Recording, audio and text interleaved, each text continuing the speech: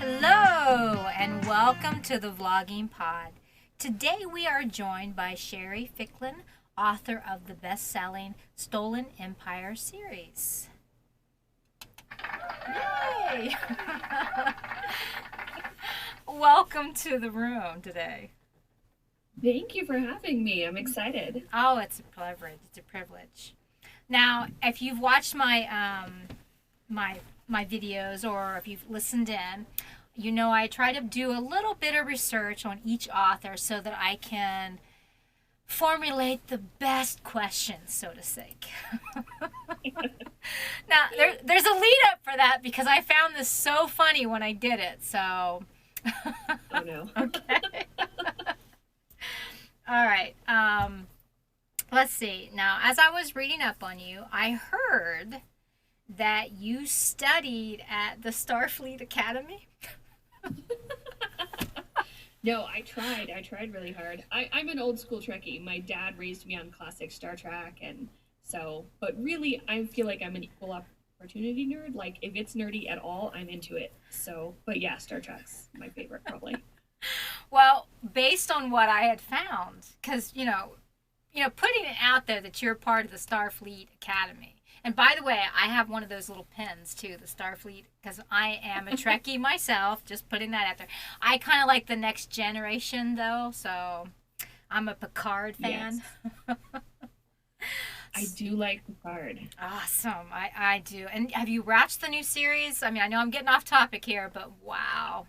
No, I have, and I love it. It's so, I mean, character-wise, you get so much better character build-up and growth from, I think, the show than you ever did the original show, which is just fabulous. Exactly. Well, now, the original, I have to say, I did like the movies. I did love the original movies of, Spock and everybody. I just really loved the movie factor of those. But when it came to the series, Next Gen, totally. Of course, Deep Space Nine's got me too, so I'm kind of pulled.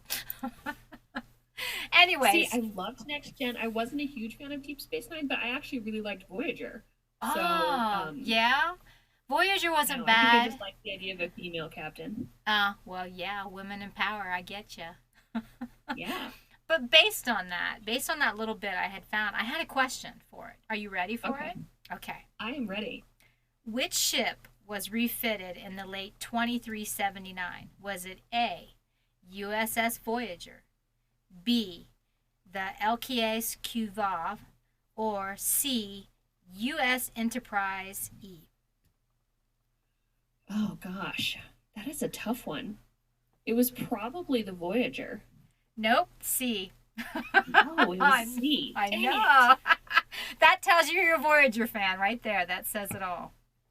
I know. I it's terrible. Okay, well, so before the academy, you came from Virginia, right? Yes, I was a military kid, so I kind of grew up everywhere. But we landed in this small town, Fort Royal, Virginia, which is actually just outside DC, not very far. Okay. And that's where I did my high school years, so that's where I claim as my hometown. Okay. Let's see. So, how did you end up in Grand Junction, Colorado?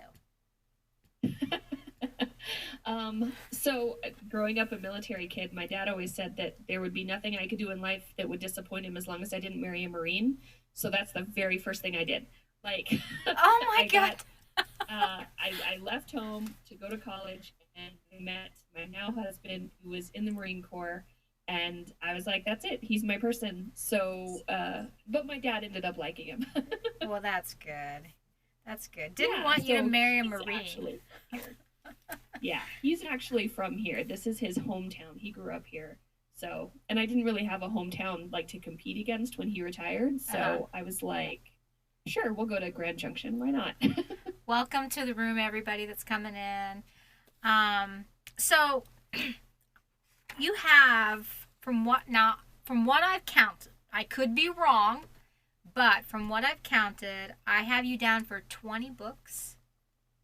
That sounds right. I Okay. lost count after about 12. So when people are like, how many books have you written? I'm like, I don't know, a dozen or more. I'm pretty sure more. But yeah, that sounds right. I think I'm Okay. at 20 now. About 20 books. All right. Yeah. So out of those 20, what would you say stands out to you the most? Oh, yeah, that's hard. Picking favorites. I really love my favorite thing I think that I've ever written is Losing Logan, which is a one-shot standalone paranormal romance comedy ghost story, which shouldn't work but does somehow.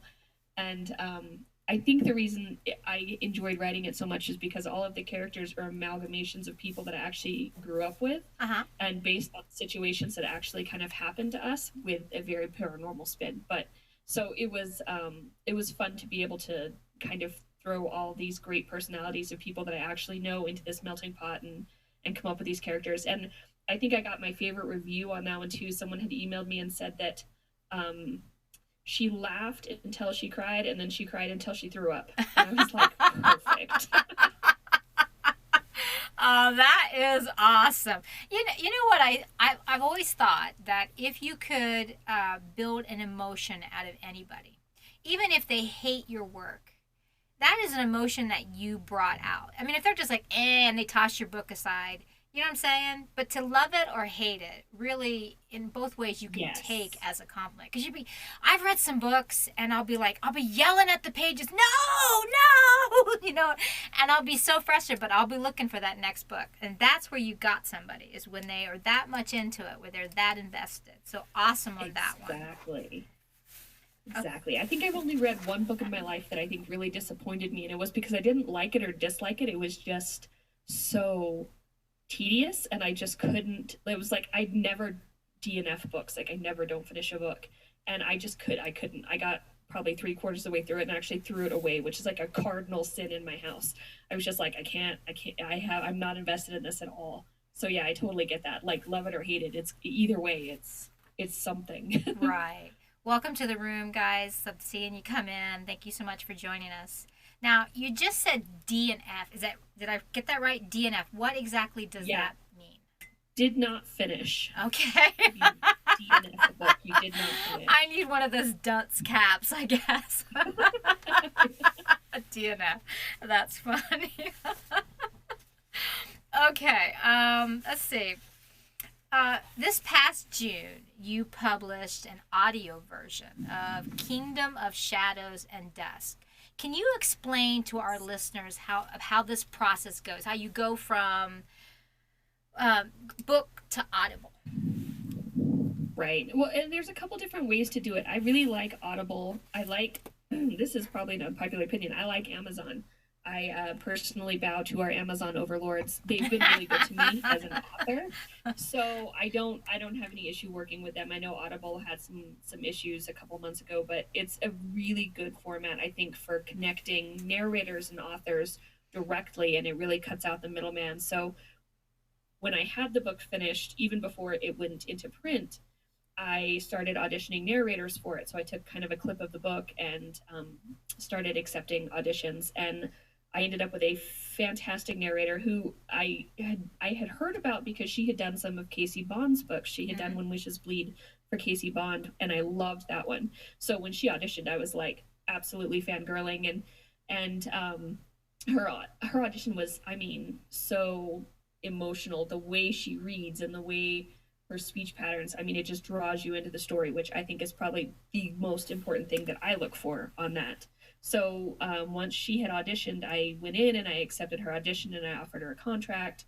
And then we sort of set the dates, and it goes back and forth between us. You know, I have to send her the pronunciation guides and Right. all of that stuff. And it's funny because no matter how many rounds of edits a book goes through, like professional edits, I think we had four different editors on this book, and she still caught two errors. I was Oh, like, jeez. shout out to the two little errors that made it through so many rounds of edits and so many eyes on the page. And but they will catch it because they have to read it, and they have to be, I mean, just really nitpicky with it because of the medium. Right. So she caught them, and we were able to fix it, and so that's been nice. But it was so surreal to hear somebody else reading my words. It was really intense. I love it. It's a great process. Ah. And then once she sends it back to me, all the when so it goes chapter by chapter, all the files. So if there's an issue, I can be like, hey, it's in chapter whatever at this time point, and she can fix it.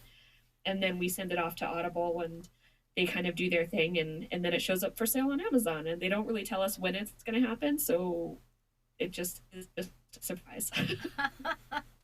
Well, that's awesome. I say that only because I really enjoy audibles. Now there is a woman that reads, and her name is, you tell me if you've heard of her, Lorelei King. I have. You have? Okay. I have heard of her. She Yes. you were talking about the lady you hired, is such a good reader and emphasizes and tells the story basically through their speech. And I Yeah. actually bought a whole other series based on just Lorelei King reading it. Because I was like, I've done that. oh, have you? It's so awesome when you find someone who can really read the story. I mean, that is just Yeah. awesome. When you have that fit, that's just a wonderful feeling. Now, It as is. It's a yes, it is. I agree. Now, as we're talking about the Kingdom of Shadows and Dust, tell us a little bit about the series, which I believe is a two-book series so far. yeah, and it's just two. It's the duology. So, and it's funny because they really are each sort of a standalone, but in the same world. Kingdom of Shadows and Dust is very much Ava's story, and she's the only point of view character in that book.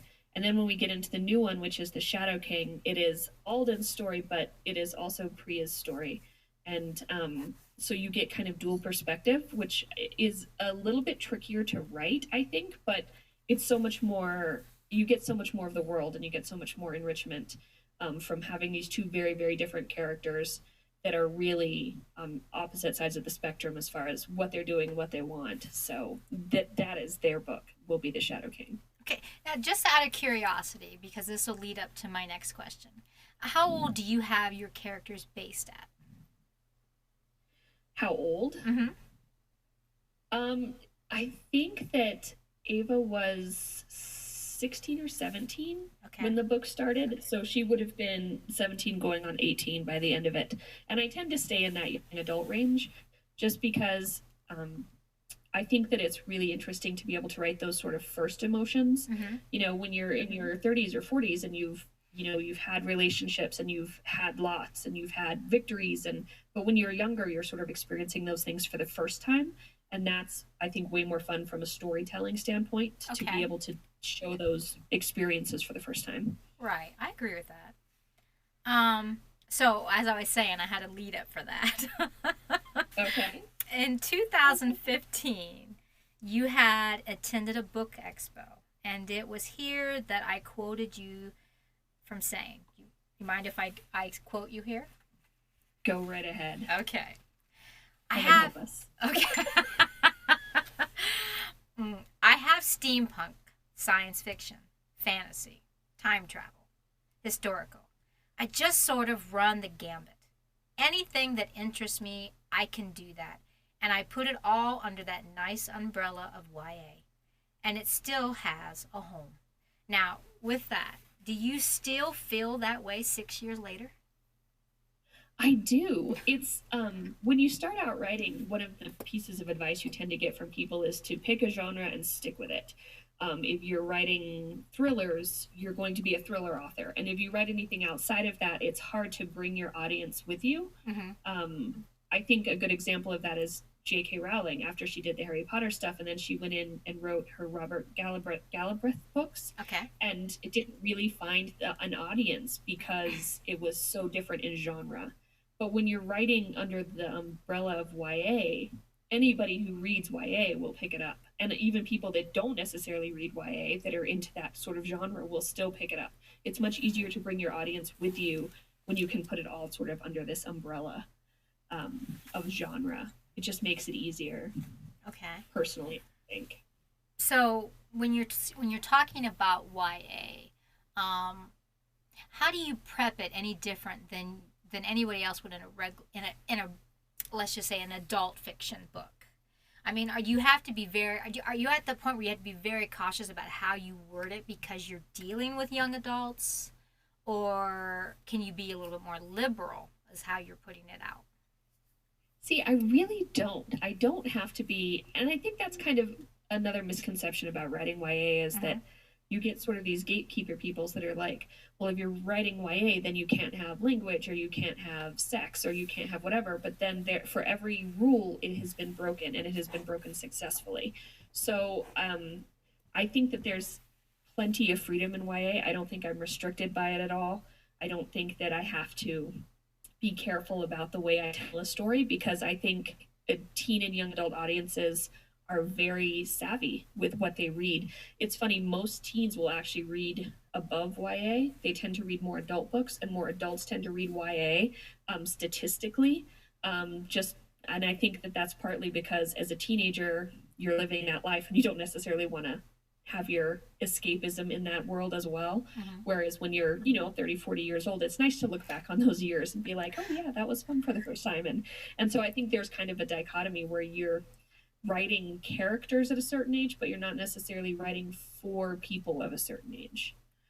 If that makes any sense. Okay. I hear you brushing on this 30-40. It just makes me wonder, how old is Sherry? I'm hitting that. I'm older than I feel always. Okay. Yeah. But like I loved Twilight, and I loved it not because I thought it was great literature, but I loved it because it sort of took me back to a time when I was experiencing those things for the first time. And I think adult readers like to be able to look back on that. But I know it was hugely popular with teens too. So right. I mean, it was one of those lightning strikes where it just sort of hits everybody in the right moment on the right day. When you mentioned sex, okay, I won't get into the nitty gritty because this is a clean show, but this is an above board show. I'm just putting that out. I'm gonna emphasize that to the camera. Anyways, but when you talk about YA, and of course you referred to the Twilight. Of course, my daughter, she had all the books. I'm probably quite a bit older than yourself, but I personally I couldn't get into when she was younger. I was more into when the last book when she became an adult and she became a vampire, for to say, because she was an adult. To me, it was easier to dive into it because of that. Because I felt, this is just my perspective, I felt uncomfortable reading a teen being sexual. So when you approach that, how do you go about that? What limits do you set? I mean, I know you said that it has become a more open area into that, but how do you yourself set boundaries on that? For me, I let the story set the boundaries. When you're talking about like in a historical context, when you have like the Queen of Someday books, even though she's much younger, she's 15, 16 going into those books. It's 15, 16 years old in 1700s Russia, when at 15, 16 you're getting married and having kids and doing those things. So that sets the tone for me. The world and the story that I'm in will determine how much maturity I allow that character to have in their relationships. So I always try and make it very authentic. If I'm writing a contemporary teen book about, a 16, 17-year-old girl, I will not take sex off the table because I think that at that age, there are a lot of kids that are sexually active. It just depends on, oh, the mom in me is cringing just saying it. I think it just depends on the character and their sort of moral compass and what they're doing with their lives and how they would respond authentically in any setting. So I try never to restrict myself. I'm never going to be like, oh, I would never write 16-year-olds having sex, because I have, and I will, and I probably will again. But it really depends on the story. Like, it has to be right for the story. I'm not one of those people that will advocate adding it in for shock value or, just to have it in there and try and sort of catch that audience. I would never do that. I think it's just a matter of just being authentic to the characters and the world that you're writing. Okay. I can understand that. It just makes me wonder, like, so when you do your sex scenes, are they more fluff? They're not as what's the word? I'm lacking for a word here. They're not as graphic as some books could be. Correct? That is very true. Okay. Yeah, absolutely. Okay. I have done adult romance as well, where it gets much more graphic, and I think it's the vernacular that you use and how long you spend in those scenes. But even in the Queen books, when there is sex scenes, it's all closed door, off page, Okay. or it's alluded to, but I don't get very visual with it. Number one, I get uncomfortable writing it in a teen book. So Okay, now we're on the same page. Now, okay. I don't like if it is, because I think there's a fine line between like Yes. adult romance and young adult romance, and I will actively, sort of smooth gloss over it a little bit.